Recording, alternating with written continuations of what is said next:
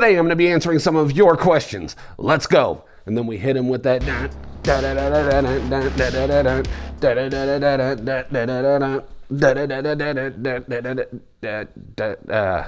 I didn't do the hand thing, did I? Yeah, let's go.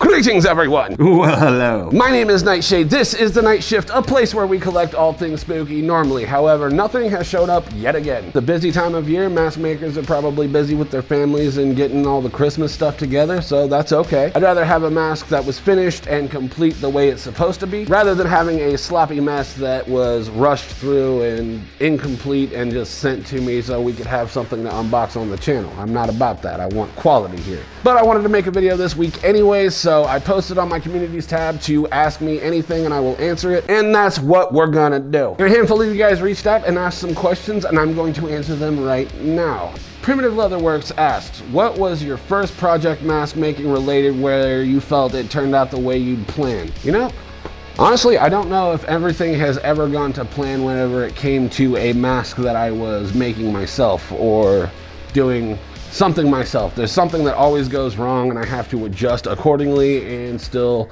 try to like turn out the vision that I have in my head with it. Like, I don't think anything has ever gone off without a hitch. But I mean, my AJ bust turned out pretty cool. Even though it didn't go as planned, it still turned out pretty cool looking. I don't know, it just doesn't always go quite according to plan and I always have to adjust and make up for it. So yeah, I don't think I've ever had a project that went 100% to plan. Actually, I'm gonna change that answer. My Mask Up V3 actually turned out pretty cool. It turned out exactly how I visioned it in my head, and we didn't have really any hiccups, not that I can think of anyways. It just took forever to dry.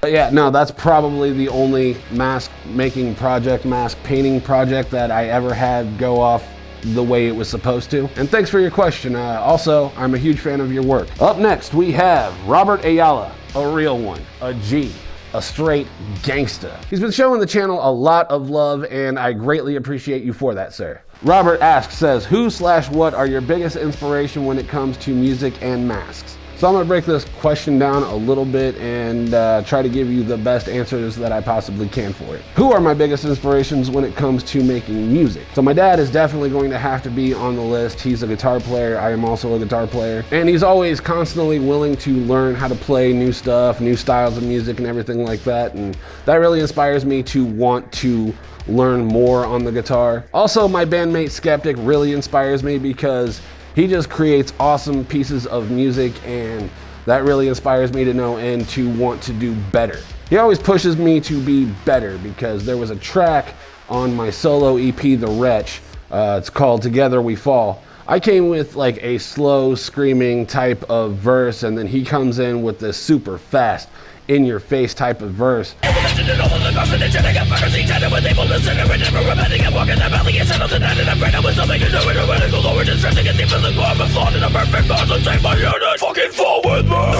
I was like, man, he's really gonna body me on my own track like that? No. So I sat down, I rewrote the entirety of my verse and it sounds a lot better because of it. As far as known bands that inspire me, I would have to give that to like Ice Nine Kills, Slaughter to Prevail, Lorna Shore, Korn, and of course Slipknot is another huge inspiration.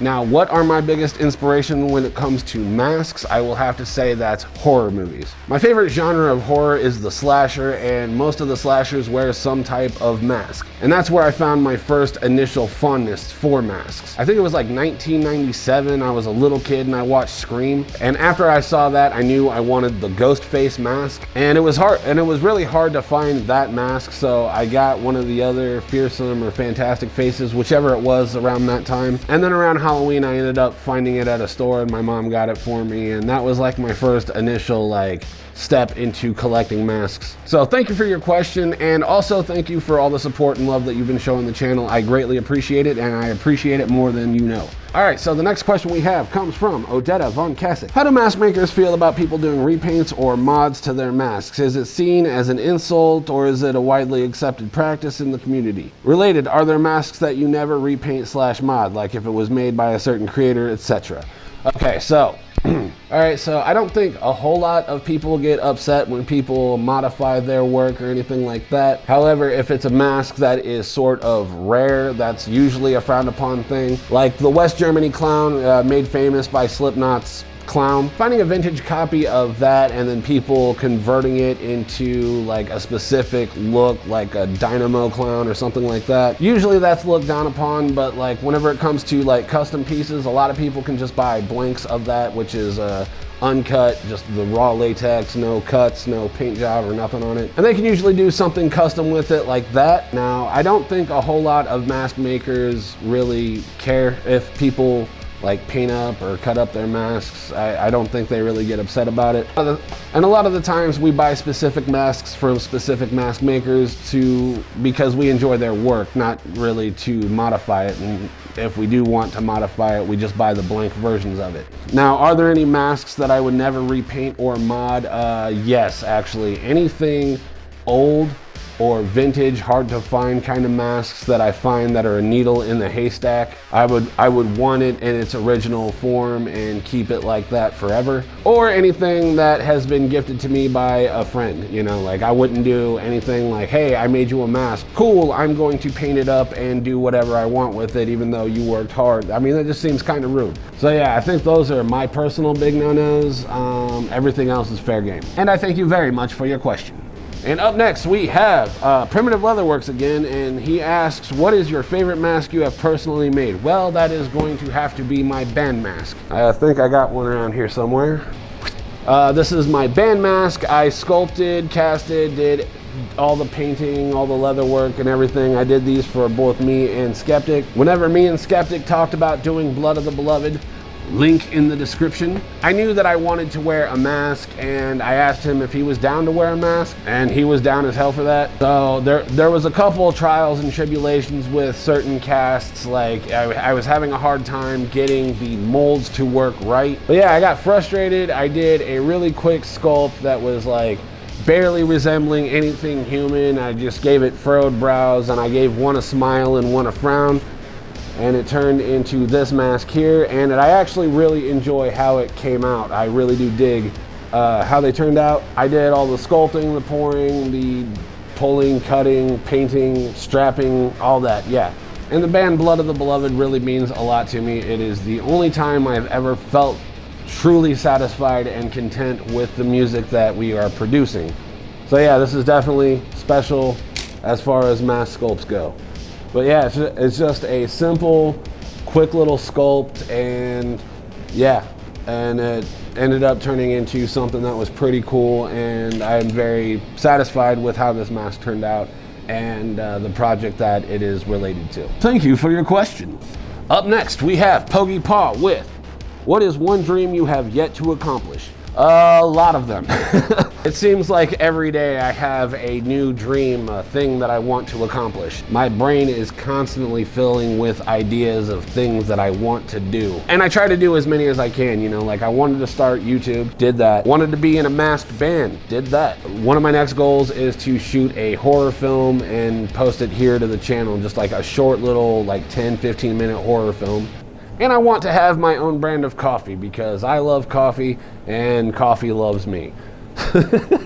And I guess the ultimate dream would then be to live and make money off of the things that you do. That's not happened yet. And if it doesn't happen, I'm fine with that. I'm having a good time, you know, making music and doing YouTube. And it's fun. It's fun for me. And it keeps me busy and keeps the demons in my head from talking. But yeah, no, I stay dreaming every day, and I'm always inspired to do something new every single day, and I start writing down little ideas of things that I would like to accomplish and try to do my best to knock them off of my list. Thank you very much for your question. Up next, we have Nephilim666 with, why do you wear a mask and will you ever show your face? I'm ugly.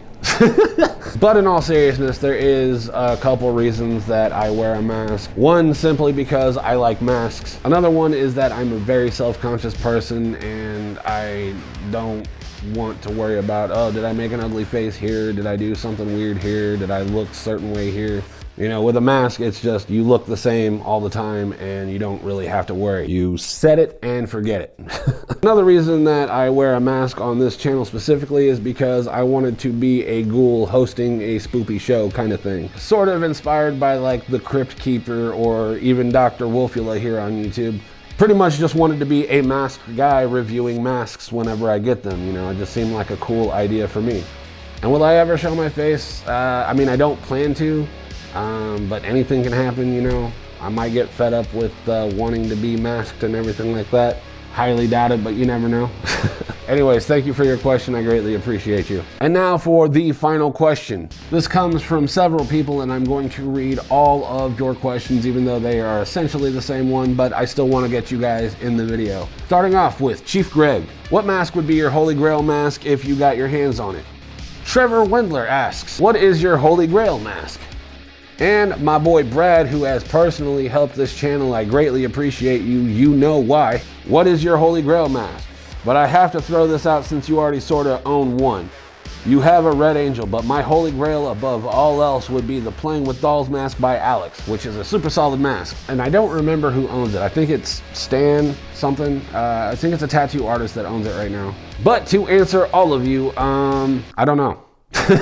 I have a lot of Holy Grail masks. I can't really pick just one. I guess ideally it would be a screen used mask from like Halloween. If I had to get specific, I would probably say the Halloween Kills mask. Not really fond of the movie, but I am super fond of that mask. I would also love to have any of the screen used Ghostface masks. And I would love the original Pretty Woman Texas Chainsaw mask. That would be a Holy Grail piece for me. Like a real AJ Good smile mask would also be a Holy Grail piece, like the real ones, not the Distortion Unlimited ones, like the real ones that he actually wore. Any one of those I would consider a Grail piece. Or any one of his death masks. That would be a honest to God Holy Grail piece as well. Even though I have replicas, I would like to have the real one. But yeah, no, I have a lot of Holy Grail pieces out there. I might actually have to sit down and make a list of all the pieces that I would consider my Holy Grail masks and do a video on them. But yeah, no, got a lot of Holy Grail pieces, and yeah, there's too many to name off the top of my head right now. Thank you all so much for your questions. So that's just about going to do it for me. Thank you all for asking me anything. I greatly appreciate your guys' contribution to this week's video. Y'all are the real ones. And yeah, if you like the video, let me know by leaving me a like. Comment down below what you want to see on the channel next. I will do my best to accommodate, and until next time, my name is Nyte. This has been The Nyte Shift, and I will see you in the next video. Goodbye, my friends.